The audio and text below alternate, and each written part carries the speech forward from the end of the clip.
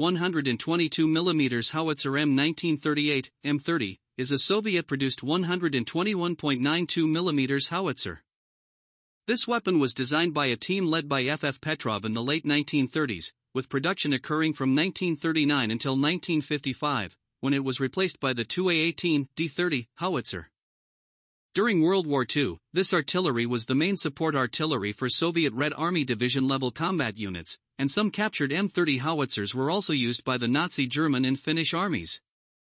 After World War II, many socialist countries received a large number of these howitzers from the Soviet Union, and even in the 21st century, the M-30 howitzer remains active on battlefields in the Middle East and various conflict zones. In the 1930s, the leaders of the Red Army in the Soviet Union began to look for a new type of divisional howitzer to replace the outdated equipment left over from World War I, such as the M1909 and M1910 122mm howitzers.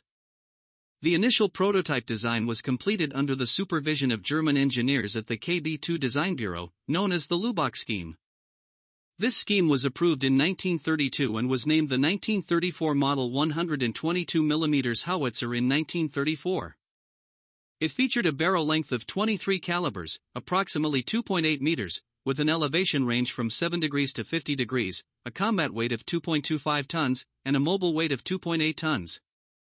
Like its predecessor, the Lubbock could be converted to a march mode and was equipped with a suspension system. However, its wheel tires were too thin, limiting its maximum speed to just 10 km per hour. Nevertheless, this model was significantly better than the M1910, but after producing 8 units between 1934 and 1935, its production was halted, likely related to the dissolution of the KB2 Design Bureau.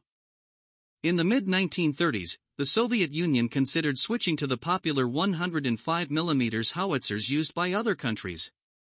The smaller caliber shells meant that the artillery could be lighter and more flexible to deploy, but on the other hand, the firepower would also be somewhat reduced.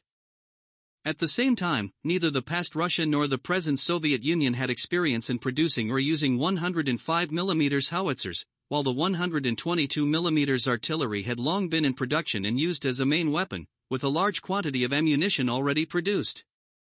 With the support of General Staff I. Igorov, the Soviet Red Army ultimately returned to the 122mm caliber artillery. In 1943, armor-piercing shells for self-defense were developed. Prior to this, operators were told to trust the anti-armor capability of the grenades upon explosion. According to a German report from 1943, a Tiger tank was severely damaged by high-explosive shells fired from an Su-122. The M-30 can be towed by horses or trucks and, in emergencies, can also be manually pulled by artillerymen.